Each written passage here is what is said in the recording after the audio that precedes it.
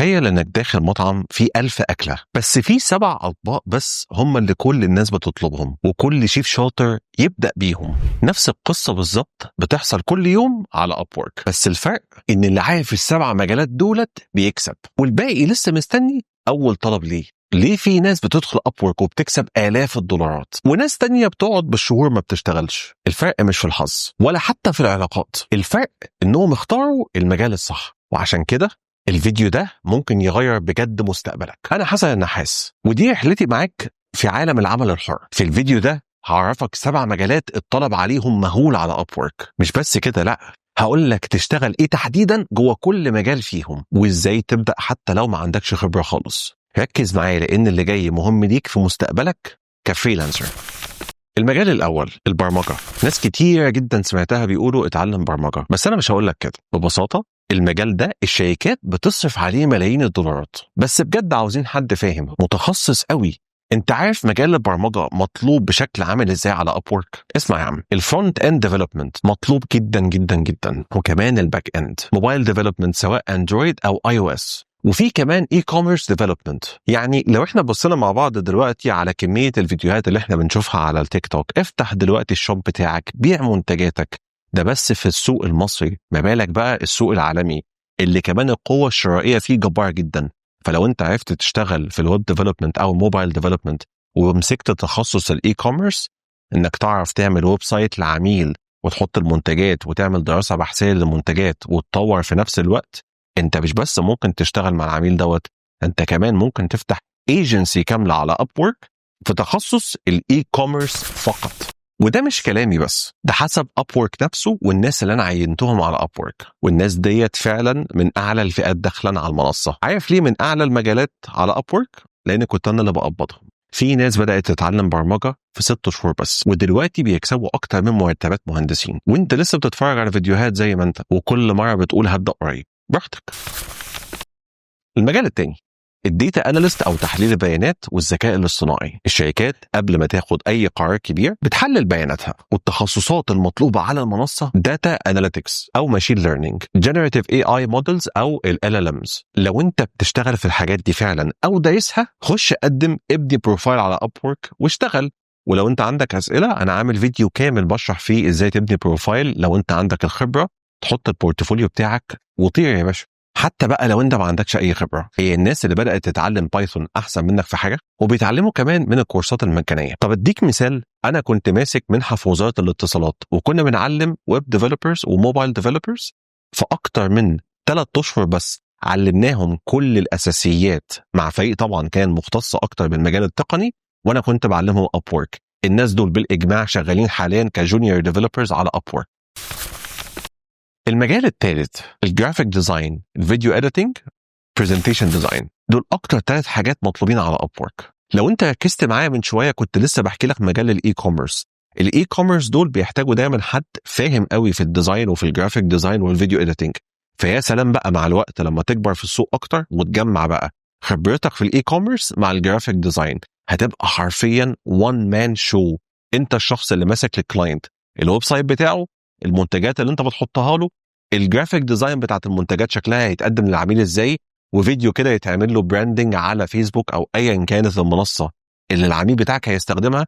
انت هتبقى الفيديو اديتور لحاجه زي كده. انت متخيل كميه الفلوس اللي انت ممكن تعملها؟ وده مش كلام، انا اعرف فريلانسرز فاتحين ايجنسيز وبيعملوا مئات الالاف من الدولارات من اللي انا بقول لك عليه دوت. يا صاحبي اللي بتتفرج عليا، قوم من على سريرك وتعلم حاجه تنفعك. Upwork مستنيك. مجال رقم 4، وده بقى المجال المفضل واللي انا بحبه جدا، المانجمنت والفيرتشوال اسيستنت. فاكر انت لما كنت بتكلم معاك في الاي كوميرس؟ تخيل كده انا لحد دلوقتي بحاول اقول لك قد ايه ان المجالات كلها ممكن في لحظه كده تتربط مع بعض. الفيرتشوال اسيستنت دوت بيبقى عباره عن صاحب شركه جايب حسن هيعمل لصاحب الشركه ده ايه؟ تعالوا نفترض انه فتح اي كوميرس ويب سايت فيه منتجات وعندك عملاء. انا ساعتها بمانج الويب سايت دوت، وكمان بمانج ردودي على العملاء. عميل حصلت له مشكله في المنتج بتاعه، بتاكد ان العميل بتاعي عشان يعرف ان هو ينظم المهام اللي هيديها الفريق العمل بتاعه، ان انا بكون الشخص اللي بخش على الاجنده بتاعه العميل دوت وبنظم الوقت ده. تيجي تقول لي حسن، طب ما العميل بنفسه يعمل حاجه زي كده. تعال نقول ان سعر ساعة العميل ده $500 في الساعة، وقصادها ممكن يكسب مكاسب مهولة. طبعا انت ممكن تقول لي يا حسن ما العميل بنفسه ممكن يعمل حاجة زي كده، هو هيحتاج لك انت اصلا ليه يا عم السكرتير؟ تعال اقول لك ليه. تخيل انت كعميل عندك البيزنس بتاعك، عاوز تركز وتروح كده ازاي تتوسع في البيزنس بتاعك، ازاي تخلي الاي كوميرس ويب سايت اللي انت فتحته ده او الشوب اللي انت فتحته ده يبقى اكتر تطورا وفيه منتجات اكتر. فانت هتدخر وقتك في عميل انك تعمل فلوس زياده، ولا تجيب واحد تدفع له $20 في الساعه هو اللي هيمسك الفريق بتاعك، هو اللي هيبعت ايميلات بالنيابه عنك، هو اللي هيكون متولي الردود على العملاء والمتابعه عليهم. مجال الفيرتشوال اسيستنت مجال مفتوح جدا والطلب عليه خزعبلي، من فيرتشوال اسيستنت في السيلز لفيرتشوال اسيستنت لخدمه العملاء لمحاسب كفيرتشوال اسيستنت لكونتنت كرييتور فيرتشوال اسيستنت.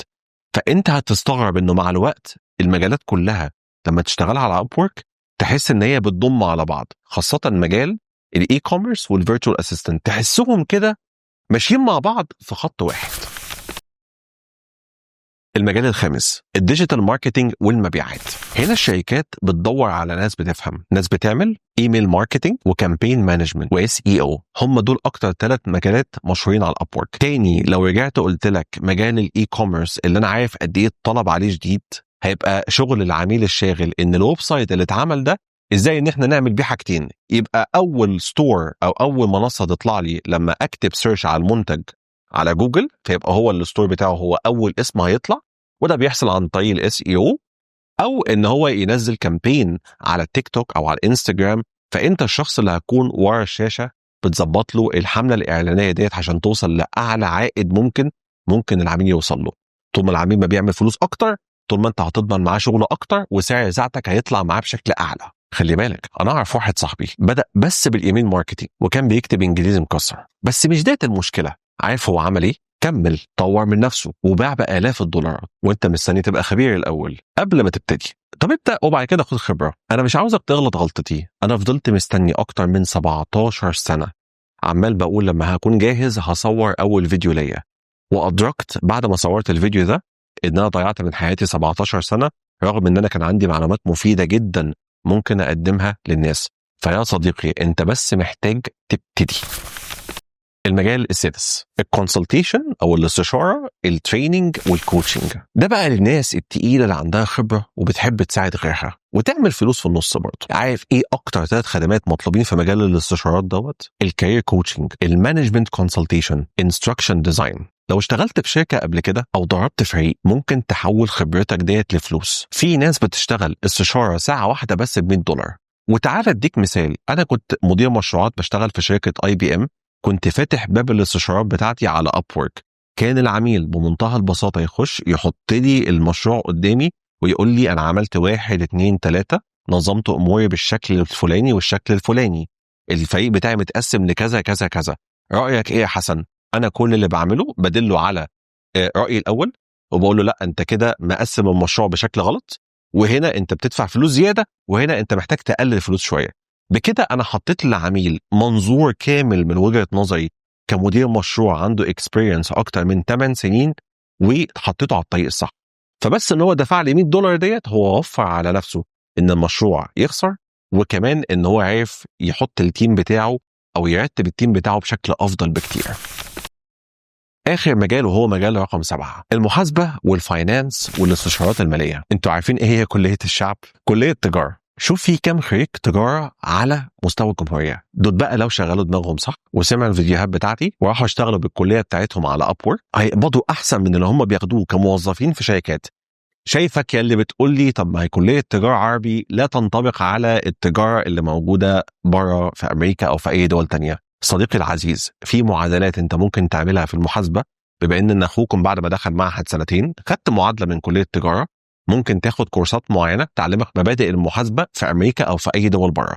كل ما عليك يبقى عندك لغة كويسة وكده كده الأساسيات عندك، فما تقلقش مش هتفشل في حاجة. عارفين إيه هم أكتر مجالات تحديدا لو تعمقنا شوية مطلوبين في المجال ده؟ الأكاونتنج، التاكس بريبريشن اللي هو مثلا محاسبة الضرائب، والفاينانشال أناليسيس إن شركة عندك تبقى بتصرف فلوس وده بنسميه ليكج أو اللي هو النزيف أو البليدنج اللي بيحصل للشركة. صاحب الشركه ساعتها بيجيب حد عنده خبره في المحاسبه، بيحاول ان هو يعرف منه هل الفلوس اللي الشركه بتخسرها دي بدافع ان في مشكله حاصله عنده في الاداره، فانت ساعتها بتقول له المشكله عندك هنا وانت محتاج تصلحها، والعميل ساعتها بيوفر فلوس مهوله بسبب شغلك انت. طبعا انا عارف ان انت هتكتب لي في كومنت ابدا ازاي دلوقتي يا حسن. اول حاجه لازم تتعلمها ومن اليوتيوب ومش هتدفع ولا مليم، الكويك بوكس. مش عارف معناها ايه صح؟ مش هقولك عليها، ابحث عنها على اليوتيوب وهتلاقي عرب كتيره جدا بيشرحوها، وبجد لو قعدت اكتر من اسبوع هتبقى ملم جدا بالاداه ديت. دخل الاكسل والاي اي اوتوميشن.